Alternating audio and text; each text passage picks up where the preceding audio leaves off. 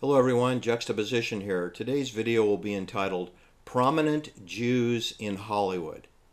Now, there's actually a very long list of prominent Jewish executives in social engineering, military-controlled Hollywood.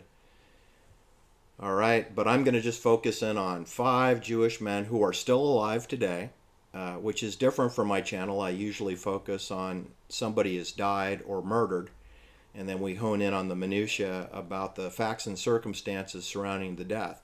But today I'm going to focus on 5 Jewish people in Hollywood who are in retirement or transitioning to retirement, and I'm going to run down their names. I'm going to focus on one in particular who's the oldest, the eldest of the 5, who is more or less sort of kind of in retirement, but he just won't go away.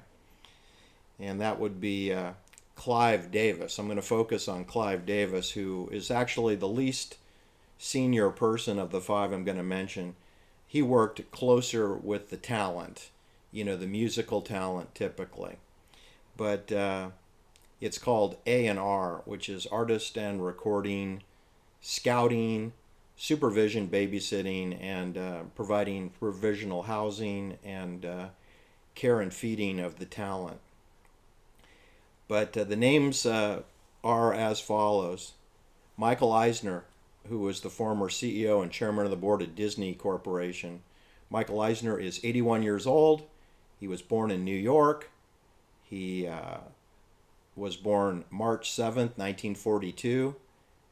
He, like I said, he was the CEO of Disney Corporation, the corporation that wants to capture your mind and thereby capture you, the person. They are focused primarily on children, the minds of children, capturing the children. That's the Disney company. Founded by Roy and Walt Disney with the help of their uncle Robert Disney. And they lived over by the Lino LaBianca murder scene. That's where Roy and Walt Disney were living when they started the Disney Corporation, which was then known as the Disney Brothers Studios. And that was on Hesperian Boulevard, just a few blocks away from where Lino LaBianca was bayoneted 10 times to his chest after he was chloroformed and pacified. So what I wanted to continue the theme on is that Hollywood is military. It's a branch of the military psychological operations, and that the murders throughout Hollywood are dominantly military assassinations, and that they have kill boxes all over Hollywood and Culver City and Santa Monica and San Fernando Valley. And they have cul-de-sacs galore. And when I say cul-de-sac, I mean pacification and control or kill box. And of course, nothing could be greater at pacifying and controlling you than murdering you. All right, so Michael Eisner is probably the biggest fish in the barrel. I'm going to transition away from him. And he brought in Jeffrey Katzenberg, who was an executive in Hollywood, who's associated with the Disney Corporation and other studios. He was born in New York, and Jeffrey Katzenbaum was born December 21st, 1950. He is 72 years old. After Michael Eisner was forced out of Disney under mysterious and unpleasant circumstances, he was replaced by Robert Allen Iger, known as Bob Iger. He's Jewish from New York, and he went to Ithaca College in New York. He was born February 10th, 1951. That makes Robert Iger 72 years old. So Jeffrey Katzenberg is 72, and Robert Iger is 72. Michael Eisner is 81. Then we have Lou Adler. Lou Adler is 89 years old.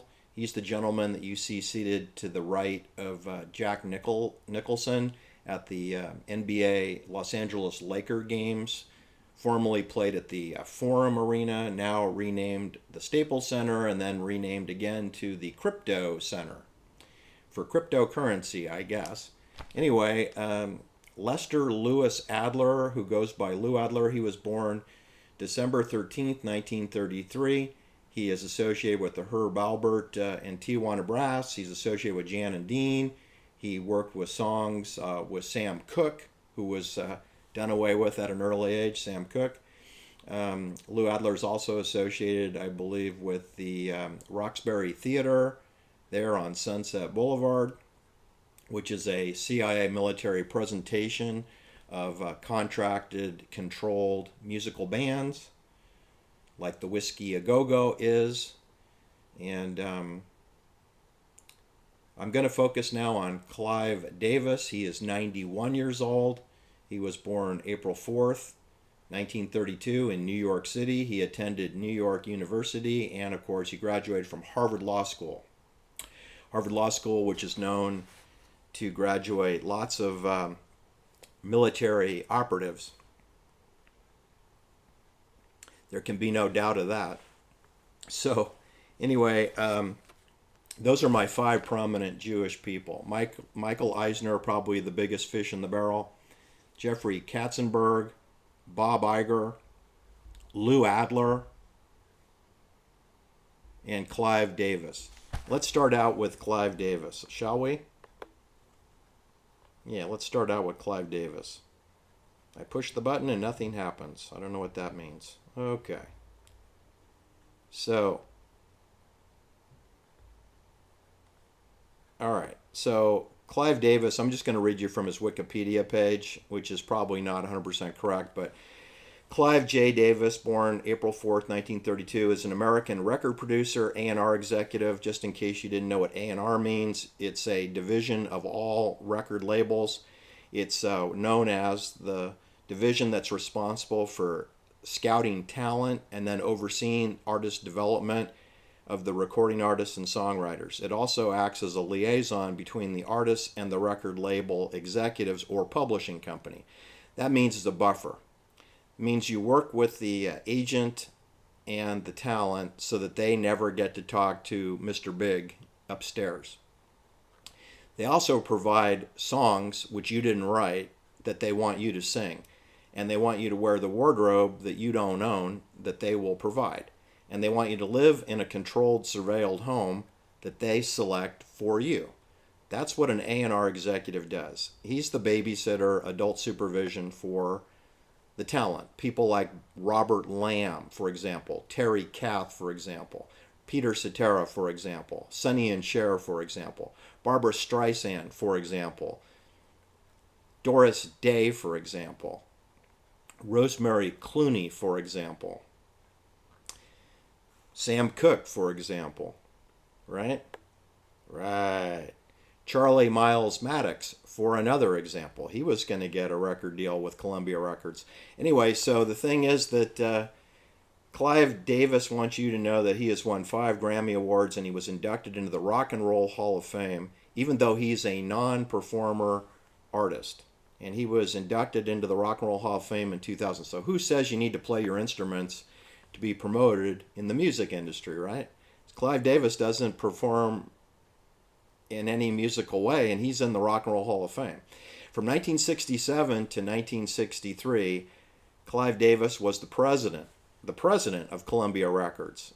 That means that he was the boss to Doris Day's son, Terry Melcher. That means he was the boss of Mark Lindsay of the Paul Revere and the Raiders. That means he was the boss of Robert Lamb and the Big Thing Chicago. That means he was the boss of Janis Joplin, who died in room 104 at the Landmark Motel next door to the Magic Castle on Franklin Avenue.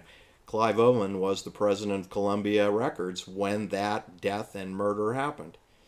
He was the founder and president of Arista Records from 1974 until the year 2000. That is a label that it was owned by Sony Music. So it's just kind of a fun way of saying he worked for Sony, which I believe owns all of the Beatles music and all the music that from Michael Jackson.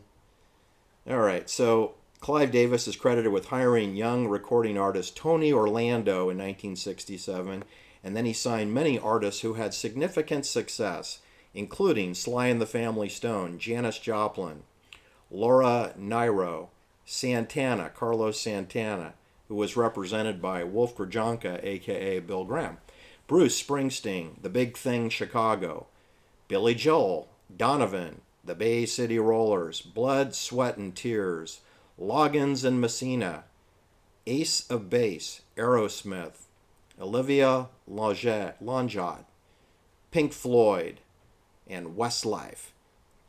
He's also credited with bringing Whitney Houston and Barry Manilow to prominence. Clive Owen was dominantly New York-based attorney slash A&R executive for the record industry.